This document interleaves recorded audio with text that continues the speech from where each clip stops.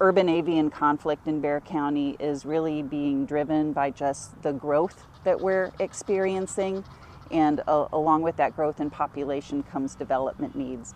And as that development impacts habitat, available habitat, we see these conflicts arise. We had rookeries in the southern part of Bexar County. We started destroying that habitat. We eliminated those rookeries, and when they were looking for a new place to live, they came here. The urban-avian conflict that is currently impacting water quality largely manifests itself through really dense rookeries or areas for breeding birds. Whenever you have this really large concentration of birds, that concentrates the pollutants that are coming from those birds, which again increases the risk to water quality in and around those rookeries. San Antonio Zoo is actually part of Brackenridge Park, so it would be seamless if there wasn't a fence. And so we are part of the park. It's a wonderful place for visitors and tourists to come. It's also a wonderful place for our animals to live. It's also an amazing place for wild animals to come live. And so, San Antonio is right in a migratory path for birds and butterflies and a lot of species. And a lot of the birds stop here and stay here because they don't have predators. They find out that there's food sources around the zoo because we are feeding out our animals and our birds. And so it's almost one of those cases of, I'm going to San Antonio as a tourist and I'm going to end up living there. And that's what happens even with the birds. Birds are looking for habitat, for rearing young, for feeding, for nesting. When they see a patch of green space that looks like it's going to be beneficial to them, they don't understand that there may be a playground sitting underneath or a zoo located right next door.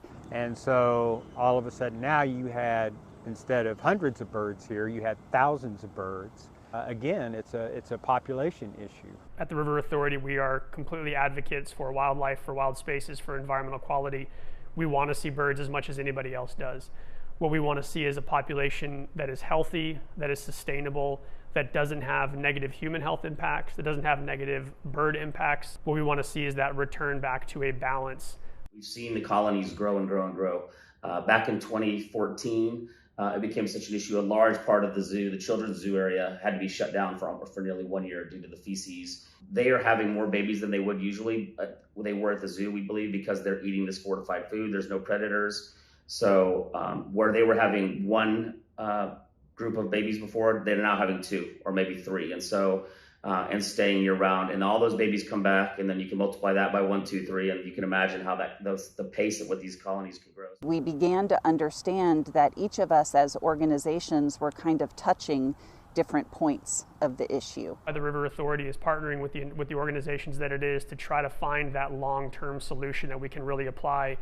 It is an ongoing thing that has to happen day after day, year after year, because the problem will come back if you're not proactive with trying to continue those mitigation efforts. Anything that we can do to bring people to the awareness that we need to protect birds is going to make our life better, because what's good for birds is good for people.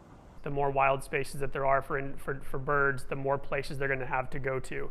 They're not going to have to concentrate in parks if we're keeping trees in neighborhoods, or if we're keeping trees in different parts of more wild spaces. So I think education, public advocacy for the birds, but also for water quality, and also for green spaces, and also for healthy plants and grasses and trees. And I think it's a holistic approach that we as community members can take, and not just look at it from our perspective today, but try to develop our perspective over a long term.